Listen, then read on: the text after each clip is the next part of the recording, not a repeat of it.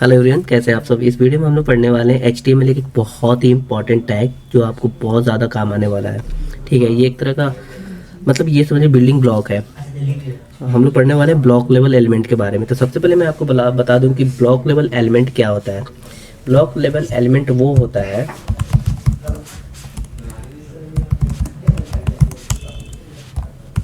Level element वो होता है जो कि आपकी विड्थ जो कि 100% विड्थ लेता है। ठीक है भाई, विड्थ कैप्चर कर लेता है। अभी इसका क्या मतलब है? अब इसका ये मतलब है कि ये जो होगा, ये पॉइंट दे दो, ये हमेशा आपके न्यू लाइन से स्टार्ट होगा। न्यू लाइन से स्टार्ट होगा। ठीक है, ये पॉइंट समझ लिया। अब कहने का मतलब हम इस चीज़ को प्रैक्टिकली भी समझेंगे। अब उसमें कोई दिक्कत की बात नहीं है, हम प्रैक्टिकली भी इस चीज़ों को समझने की कोशिश करेंगे और समझेंगे भी। ब्लॉक लेवल एलिमेंट की सबसे इंपॉर्टेंट बात ये है कि जो कि आप इस चीज़ को ऐसे समझ लो, पॉइंट में लिख लो ताकि आपको हमेशा ध्यान रहेगा। न्यू लाइन से स्टार्ट होगा। पहला कि आपका जो है, मैं यहाँ पे लिखता हूँ न्यू लाइन से हमेशा स्टार्ट होगा। पूरी है ना, जितने भी अवेलेबल विड्थ होंगे वो सब ले लेगा। पूरी लेवल विड्थ लेता है। ठीक है, देन उसके बाद ये हाइट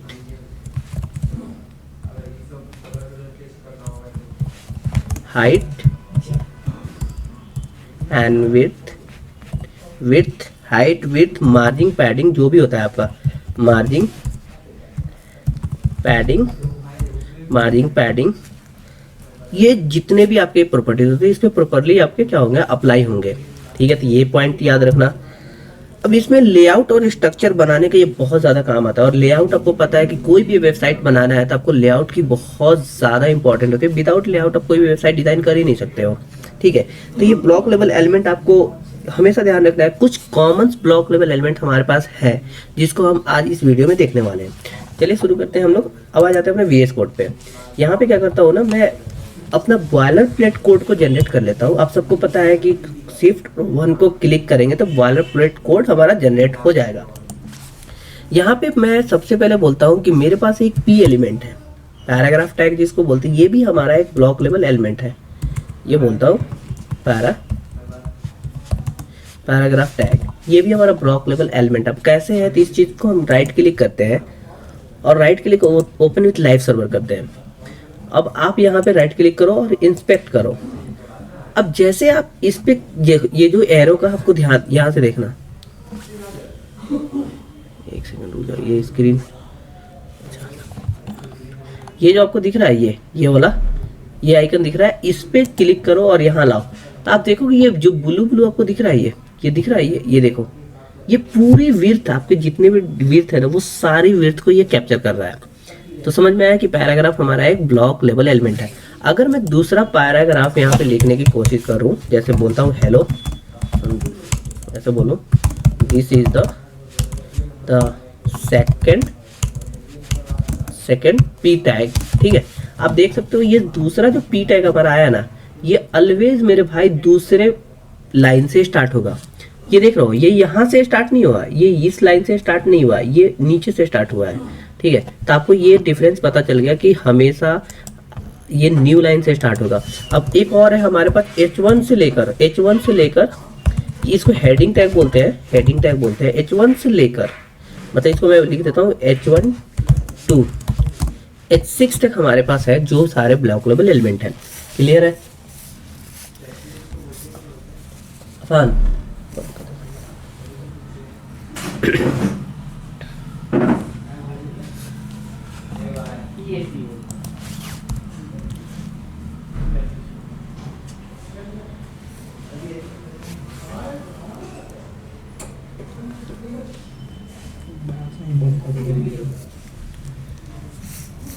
ठीक है, तो यहाँ तक कोई डाउट नहीं है आपको। अब यहाँ तक हमने समझ लिया H1 से लेकर H6 तक जितने भी आपके टैग है, जो हेडिंग टैग है ग्रेड सबसे टॉप और बॉटम तक जो भी जाते हैं H1 से H6 तक, वो सारे ब्लॉक लेवल एलिमेंट हैं। क्लियर है। अब कुछ सिमेंटिक्स टैग्स भी हमारे पास है जो कि ब्लॉक लेवल होते हैं। फॉर एग्जांपल मेरे पास है सेक्शन टैग, आपको पता है सेक्शन क्या होता है, ठीक है।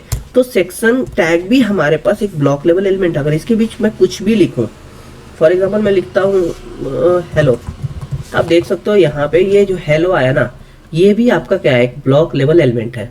क्लियर है, ये डाउट क्लियर हो जाना चाहिए आपको। अच्छा, H1 से मैंने बोला तो ये भी एक ब्लॉक लेवल एलिमेंट है। क्लियर है, यहाँ तक डाउट क्लियर हो गया। अब इसके बाद मेरे पास कुछ और है, जैसे हेडर है। जैसे हेडर है, हेडर के बीच में अगर मैं नेम, हेडर के बीच में मान लो सपोज करो मैं LI ही लिख देता हूँ, ऐसे कुछ भी लिख देता हूँ, होम लिख दिया, तो ये भी हमारा एक ब्लॉक लेवल एलिमेंट है। क्लियर है, ओके। कुछ प्रॉपर्टीज ऐसे हैं जिसको हम बाद में पढ़ने वाले हैं, जिसमें अप्लाई करके ब्लॉक लेवल एलिमेंट को हम इनलाइन लेवल एलिमेंट बना लेते हैं, ठीक है। तो उसको हम बाद में पढ़ने वाले हैं। पहले अभी हम इसका मेरा मेन मोटिव है कि अभी के वीडियो में ब्लॉक लेवल एलिमेंट को अच्छे से समझना। तो इस तरह से मैं कुछ, मेरे पास कुछ टैग्स है एग्जाम्पल के लिए जो मैं आपको लिख देता हूँ। मेरे पास फूटर है, ये भी ब्लॉक लेवल एलिमेंट होगा, ठीक है। उसके बाद मेरे पास नेव है, ये भी ब्लॉक लेवल एलिमेंट होगा।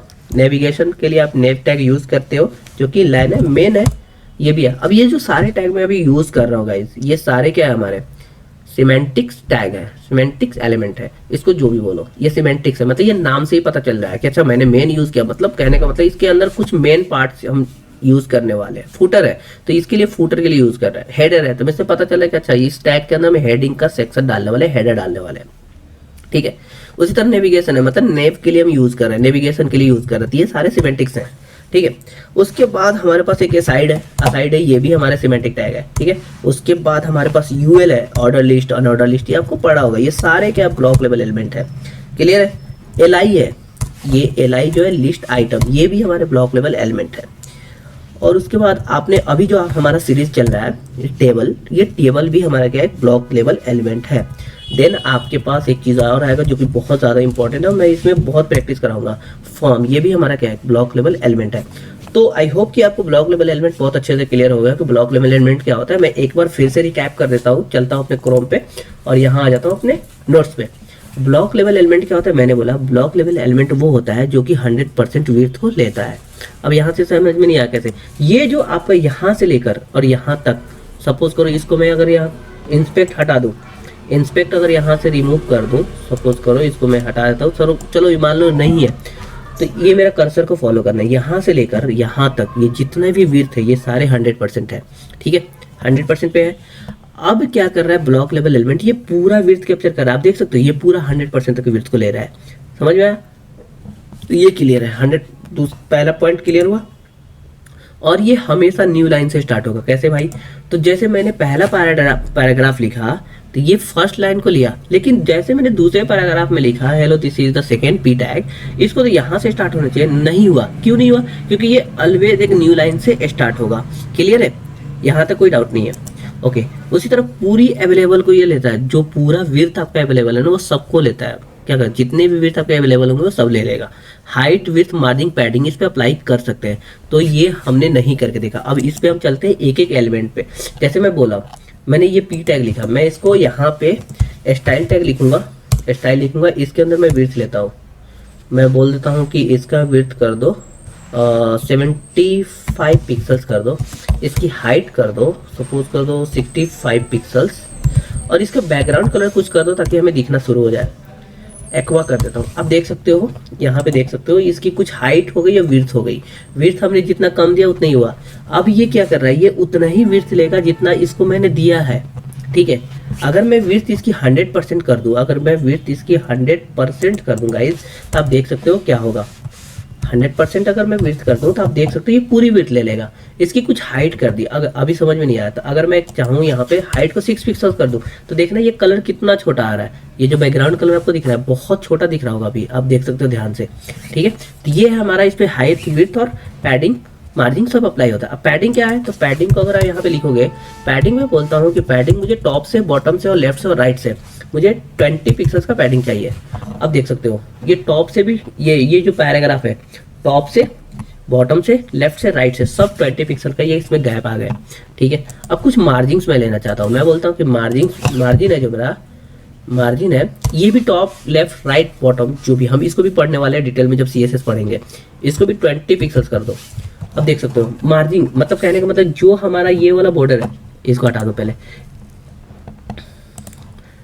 एक काम करता हूँ, मैं इसको हटा देता हूँ, फिर से ओपन कर लेता हूँ, ठीक है। Live, open with live server. अब देखो ये जो हमारा स्पेस की पूरी की पूरी 100% लिखा है। मैंने जब बोला कि इसको 20% मतलब 20 पिक्सल्स आप क्या करो, मार्जिन ले लो, मतलब इस वाले विड्थ से, बॉडी के विड्थ से आप 20% टॉप से ले लो, 20% लेफ्ट से ले लो, 20% बॉटम से ले लो, ये अलग कर दिया। तो इस तरह से हम इस चीज़ को डिफाइन करते हैं। तो आप ये हमारा पॉइंट भी क्लियर हो गया, इस पे हाइट विड्थ मार्जिन पैडिंग सब कुछ अप्लाई होता है। तो आई होप कि आपको ये लेक्चर बहुत अच्छे से क्लियर हो गया होगा। नेक्स्ट वीडियो में हम लोग पढ़ने वाले हैं, प्रोजेक्ट्स को प्रैक्टिस करेंगे। ये बहुत बार कमेंट आ रहा था, मुझे पर्सनली मैसेज आ रहा था कि भैया मुझे ब्लॉक लेवल एलिमेंट समझ में नहीं आ रहा, ब्लॉक लेवल समझ में नहीं आ रहा, क्या क्या है, ठीक है। तो मैंने सोचा चलो इस पर क्यों ना एक वीडियो बना दिया जाए। तो ये हमारा ब्लॉक लेवल एलिमेंट। तो आई होप कि आपको ये समझ में आ गया। अगर वीडियो अच्छा लगे तो प्लीज़ चैनल को सब्सक्राइब करो, अपने दोस्तों को शेयर करो। मिलते हैं नेक्स्ट वीडियो में।